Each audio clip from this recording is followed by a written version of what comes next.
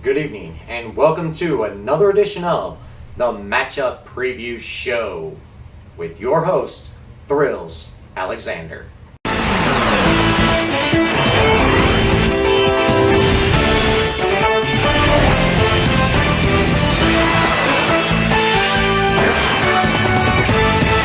That's right. Thank you.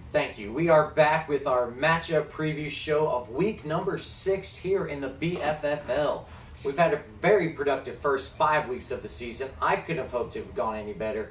And I know a lot of you out there are hoping the same thing. Could not be any better. Couldn't be any happier. Last week of the prediction show, Thrills went 3-3, a little middling at 500, kind of like some of our teams out there in the fantasy land. Let's see, I know we've got a bunch of teams sitting at 3-2 and 2-3.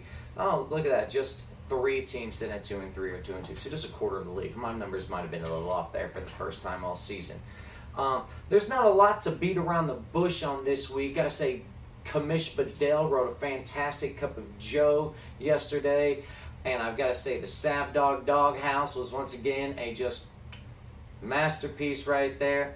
I hope he's still not picking that duck out of his teeth on camera, though, man. Get some floss, bruh. Get some floss. All right. But without anything else to say, let's jump right into our matchup preview show of the week. All right. First off, let's start off with the team that lost to Basington Ball last week, a team that is no longer undefeated. And I'm talking, of course, about Woodburgers going up against the one and only Drank Thomas. Now, Drank Thomas picked up his first W of the year last week. Former two-time champ Code knows, we're just going to put 2 hands up in the air for you right there, because I know I'm happy. You've got to be happy for yourself just to be off the schneid. Picking up Ronald Acuna was probably key in that a victory this week. Even if you didn't play the full week for your team, just your squad knowing my GM's going to go out and do whatever it takes to get us to the victory, to get us to the promised land. You're just building team rousing chemistry right there on Code No's team with just the influx that you're seeing. Rather than the Atlanta Braves, who are signing the likes of Shane Green, who I'm pleased with, and Tanner Roark. Yes, Tanner Roark of Washington National Glory and Fame. That's who we're picking up. So you're much better than Alex Anthopoulos and the Liberty Media Corporation that is running the Atlanta Braves. Speaking of the Braves, I love Huskar. I heart Huskar. I mean, the man is on fire right now. This was nowhere near what we saw last year out of him pitching for the Braves, and I, for one, am just loving it because I know when I see him out there, the Braves actually have a chance of getting their starting pitcher through 4 innings. That, to me, is a plus for all Atlantans. I mean, look at his numbers. 2.23 ERA, 0.89 whip, 9.1 Ks per 9. Slugging over 1,000 right now. How many other pitchers are out there doing it? Where's Mad Bum? He's the only one that I can think of that'd be comparable in this situation. And if Cody's team isn't just the coup de grace when it comes to old-ass left-handed pitching, I mean, if Rich Hill is improving that lefties can pitch forever, if you didn't believe in good old Jamie back in the day of Mariners, then what are you believing in? Because if you're lefty, Jamie Moyer showed you, Rich Hill's showing you, you can throw a ball and you're lefty, you can pitch and make money until you're 70 years old in the MLB. So boys, well, nobody's having boys out there right now, so I'm sorry about that. We've all got girls and more girls, so it is what it is. Anthony, Little Ann Jr., better just make him left-handed now. We'll make him left-handed now. Wood Boogers. Sorry, man. You made it a nail biter. I was watching all the way up until the Philadelphia Phillies got jacked by the Braves in that first inning before I even had a chance to breathe a sigh of relief. And knowing their starting pitching, I was still worried that Nola might get you the win and still get you the whip and make a tie. So good job to you. You took it all the way to the final minutes. Not quite the 9th inning heroics we've seen in years past, but still a fight to the death nonetheless. The reason why you're able to do that is because your offense was able to produce something. You've got an offense, when you look at your squad, it's got formidable players all around. Wilson Contreras, Jose Abreu, Yan Moncada, Francisco Lindor, Aaron Judge, Pete Alonso. I mean, even Jeff McNeil's of the world. Those are quality fantasy players. And that's not even mentioning Gleyber Torres because I don't view him as quality anymore. I think he's garbage to me. He's garbage to me. And your staff is right up there with your offense. So you being 3-1 right now, just 3-1-1, It just knows that you're going to be 5-1-1, 6-1-1, 7-1-1 because your team is to be reckoned with. The arms in the pen with Williams, even Craig Kimbrough returning back the clock. Alvarado's gun, just 101 coming out the hand, striking out Dansby the other night. I saw it. I hated it. Chris Bassett, this pickup. I don't know who dropped Chris Bassett, but they must be kicking themselves if they need pitching because Chris Bassett has been on fire recently. The anchor of that staff, Trevor Bauer. When looking at fantasy pitching, it really should be Garrett Cole here and then Trevor Bauer, just a slight below. Even above DeGrom because the health. I can bank on Trevor Bauer going out there every fifth day. Man wants to go out there every fourth day. I can't bank on the health of those other guys week in, week out. I mean, who knows when you're going to have a pulled lat, a UCL, a Tommy John, labrum, whatever it is, hammy. Maybe you're max free and you bust a double and pull a hammy. All right, that's not what we want out of our pitchers. I want them bunting and walking back to the dugout or standing there without swinging the bat unless I have Huskar. And in this case, I don't think Huskar is going to be enough to compensate for what Billy Baseball is bringing to the table. So I'm going with Woodburgers to pick up the dub in matchup number 1. All right, moving on to matchup number 2. We've got Big Ant. Father knows best. Not only does Stu Pickles know best, Anthony Matthews Sr. knows best. Especially for Anaya and Little Ant. Just soft left-handed, bro. Left-handed. Going up against the other undefeated team in the league. The second undefeated team. Second place in the league. This has got to be our matchup of the week. The 2 versus 3. Mr. Pickles versus Father Knows Best. Now, Mr. Pickles, you might want to change your name to Wheelin' and Dealin' the Third. Because after Cody and Billy, which are in a tier of their own, this year you've taken over the place of one Will Alexander. You are making deals left and right, trying to improve your team. Some of them I've disagreed with. Some of them looked down and been like, you know what? I think he got the better end of that deal. Good job, Jaycock, which means shit, because I don't want Jaycock doing well. Or do I? I like Jaycock. We can let him do well. Jesse Winkers is not somebody you got to trade for. He's somebody you drafted, and he's been a revelation. He's been finally living up to the promise that we all knew he could do. We all knew he could do for average. Man's now finally hitting for some pop. Once again, is he somebody that you can bank on staying healthy all season long? Because you got Trout, he's going to be healthy all season. You got Gallo, he's going to be healthy all season. Whether he's hitting dingers or striking out is a different story. And then you got Rafael Devers, who's always going to be healthy, and he's a young gun, just born to play this game. And that doesn't even mention the man I'll be seeing in 2.5 hours at Truist Park. I'm talking about Fred Dog Freeman. So that's a rock solid squad. And then your best pitcher that you paid for, Jack Flaherty, isn't even pitching the best right now. I'd have to say that Pablo Lopez is pitching the best right now. So to see what you're getting out of your squad, especially in the pitching realm, going with those big names that you've acquired offensively or drafted offensively, Jaycock has got a squad and a half here, and I don't think he's going to mess it up this year. 4-0-1, could be 5-1-1, 5-0-1, excuse me. But we'll see what Father Knows Best has to say. Father Knows Best. Name change king. I tip my cap to you every week trying to figure out what is Anthony going to come up with.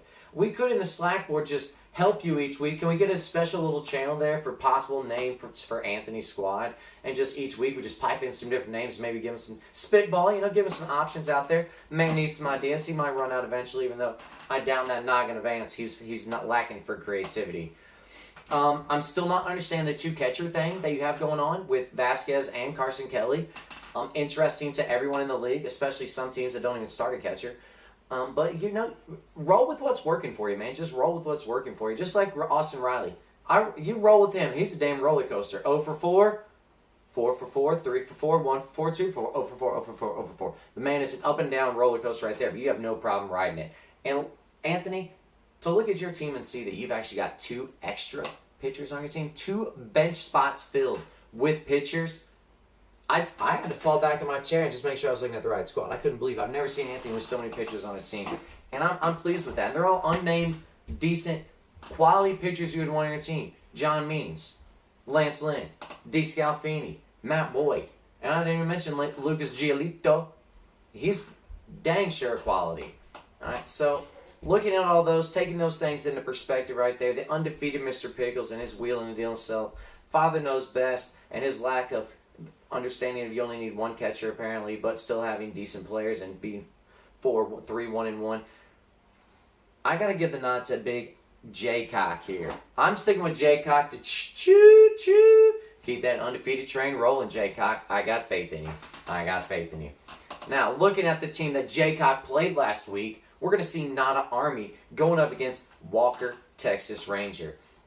Now, you can see Walker's team kind of starting to take the shape of Walker himself. He's finally putting his touches on it with the additions of Goldie, with the additions of Blackman, with Nate Lau being on his team now.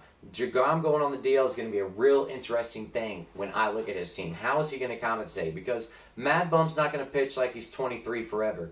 Zach Wheeler, before the no-no, was just, good, but nothing to... Woo, I got Zach Wheeler! And then Klubot and Patrick Corbin, they're washed up bums. So is Dallas Keuchel. So is J.A. Hatt. Washed up bums. Bums. I'd like to see something being done right there to that. So I look at those things, Walker. Your offense, like I said, you got to like Trey Turner. You got to like Yastrzemski. He's already got a double and an RBI today for you.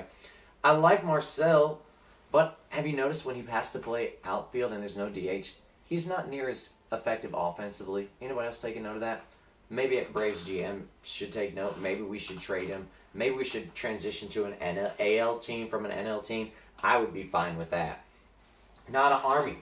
You wanted to question me about, Thrills, look at my offense. Look at my offense. I did look at your offense. And you know what? You are number one in OPS. And I'm proud of you for that. I'm proud of you. Average, right up there at the top as well. But you don't have home runs. You're second to last in home runs. You're third to last in runs. And you're fourth to last in RBIs. So in stats that can rack up certain things, like even make your OPS better, get more RBIs, like home runs are going to count for so many stats right there. You're lacking, which shows weakness to me. All right, good job. You got a bunch of dudes that are slapping some sing-dings out there. Awesome. I'm proud of you. Enjoy Brian Reynolds and Keith Newman.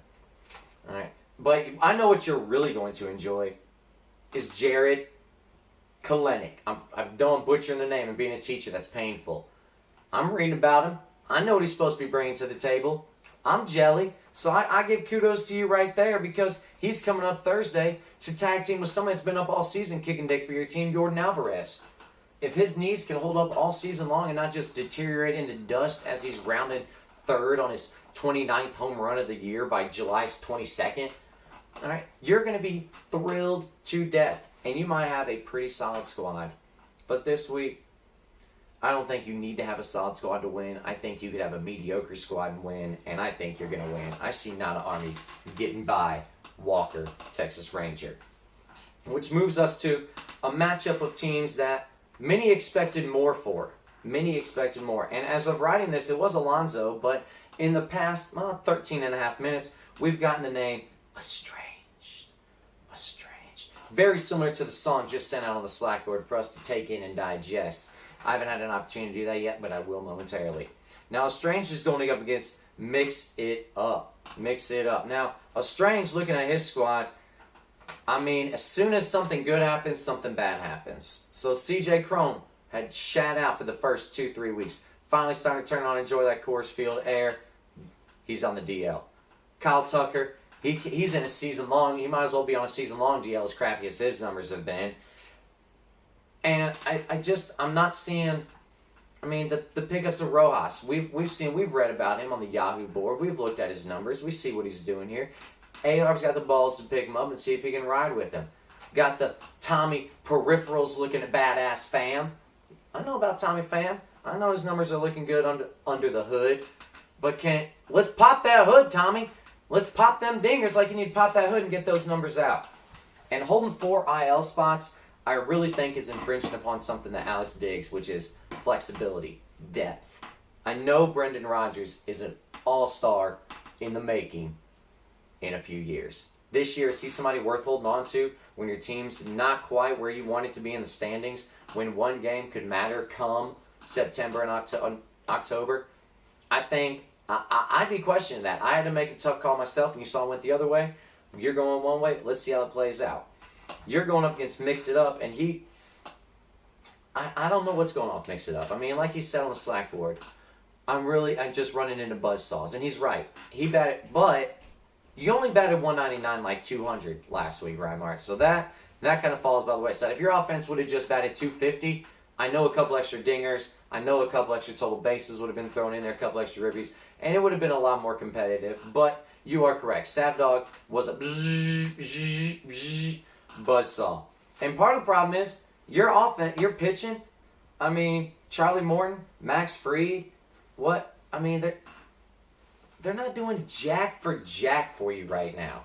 I mean, Max Fried came back off the DL, and he's finally pitching up a little bit better. But Charlie Morton, last time out, those 6 unearned runs were a blessing from God. All right, just there's no reason that he should have still given up 6 after that passed ball right there.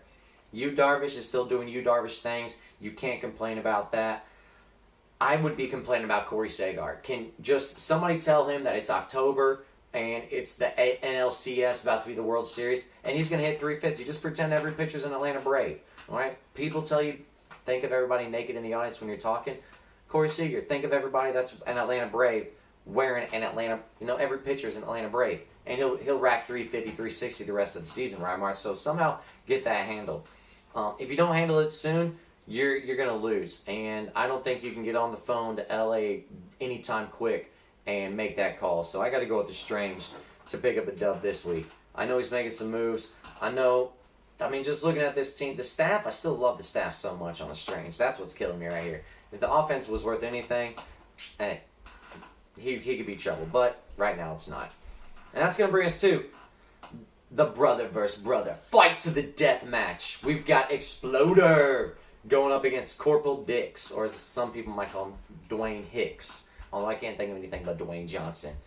Dwayne Hicks, you knew it was too good to be true. We all did. We knew that shining star known as Byron Buxton was so close to supernova, just exploding. And instead, it's caught up in the process of exploding right now. Another trip to the DL. It is painful. Every time I looked at your team, I thought about, maybe I should try to acquire that. Maybe I should try to acquire him. Not this time. I never pulled the trigger for health reasons, and it's showing me why. I mean, he can fall down chewing gum, and he's going to be on the 10-day DL. Somebody coming off the DL, though, might be able to take his spot, might be able to recover some of those stats. Anthony Rendon. I know Christian Yelich can't get off the DL because, he hurt his back standing up off the couch or taking a dry swing, as somebody else in this matchup is known to do. But I really think that Rendon can replace 80 to 90% of what Buxton was doing. Rendon can bat 280, 300. He can knock some dingers, knock some ribbies, especially with Ohan, Shohei, and Trout in front of him out there in L.A. I like it. You got the best hitting catcher in baseball, but he just needs to get his head out of his ass. Yasmani Grandal batting 113 this year. That's only 113 points better than everybody in this league. That's embarrassing. Embarrassing. I know a Flasher here. Flash would have a better average than Yasmani. That's embarrassing. Embarrassing. Speaking of embarrassing, the commish, the 0-5. I know it's pain. There's no need to rub salt in the wound right there. All right? Spring Dean can't stay healthy. Can't do anything with somebody on the DL. Cy Bundy. Lots of people thought he had a chance to be just kick-ass this year. Not living up to it. Although the numbers say he's pitching to a 3.07 ERA, it's not happening out there right now. Whether the defense is killing him, not catching fly balls when they should, not being able to get a grounder, or maybe it's just the lineups he's faced. Either way, Cy Bundy's looking more like Al Bundy out there. All right, you got dry swings. Marte might be back by the All-Star game. Who knows if this is just too much pain for his ribs. Whew. Man, that's pretty painful right there. I had to move an ab muscle or two beneath these rolls. I mean, I hope the losing just stops for you, man. Losing week to week's got to be painful. Like you said in the Cup of Joe, you knew now you know how Rymar felt last year. We poked and prodded, but it could happen to the best of us right there, and it's certainly happening to the commish. Hate it for him, but I don't see little bro taking it easy on big bro. There's no way little bro's gonna roll over this week. And with his team, even missing Buxton, even missing Yelich, even Teoscar's back. That's a plus for him. I see him picking up a dub. I see the McCullers, Eovaldi. They're gonna do work, and it's gonna be a wrap for Dwayne Hicks. Speaking of wraps, that's gonna wrap up this portion of the matchup preview show. We'll have a special guest commentator coming up to help us finish up our last matchup of the week. Until next week, we'll see you later.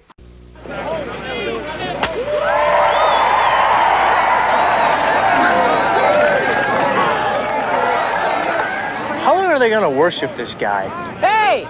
We got Cy Young winners over here!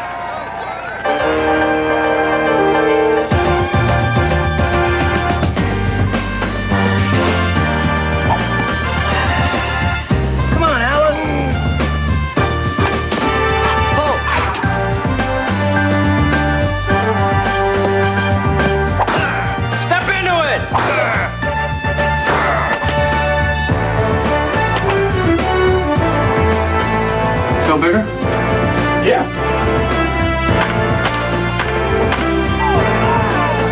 Hi, Tom. Chicks dig the long ball.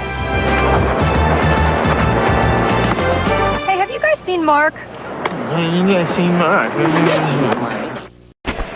All right, folks, we are back here in the matchup preview show on site right now. And I told you we were going to have a special guest picker with us for our final matchup of the week. And I wasn't lying. We've got the one and only hashtag BJG, hashtag West Jeezy Pharmacist, hashtag COVID Doctor Extraordinaire. Now we're going to ask him a little bit about his matchup this week, get his views, and while we also taking some views of Truist Park. That's right.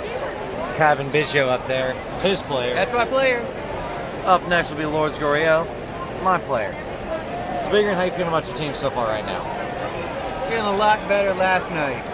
Why is that? Well, I was winning last night. Oh, that's Not winning today. That's quite unfortunate right there. What are some things you're looking forward to happening the rest of the week for your squad? Need some more hits. And just got to put some solid pitching together. Your pitching's pretty crappy. But your offense is tops in the league, so I just got to hang on. Trying to tie in a lot of offensive categories and take the pitching. Is Kevin Biggio striking out part of your playing for success? Cut the tape. Cut the tape.